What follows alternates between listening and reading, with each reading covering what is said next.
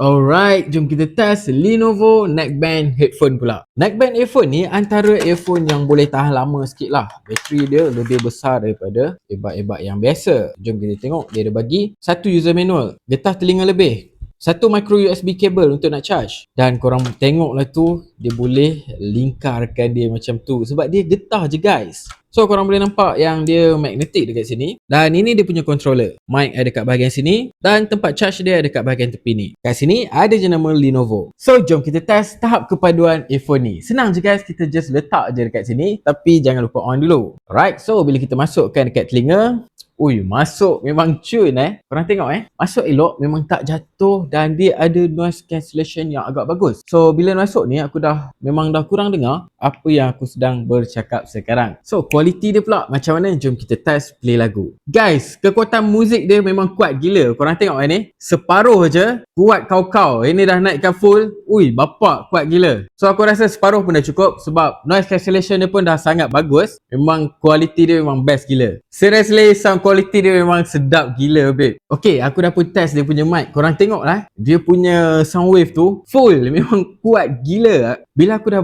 test bercakap ni, oi, buka full volume, oi, bising gila. Power gila dia punya mic babe. So sound quality padu, bass padu, mic pun padu. Okay, aku dah pun test dia punya latency. Walaupun dia tak ada gaming mode tapi latency dia rendah gila, 50 millisecond. Dan bateri dia boleh tahan lebih daripada 6 jam guys kalau korang nak guna. So bateri besar, ada noise cancellation yang padu, ada sound quality yang padu, ada mic yang jelas. Aku rasa quality dia memang terbaik. Kalau korang berminat, korang boleh check out dekat beg kuning di bawah.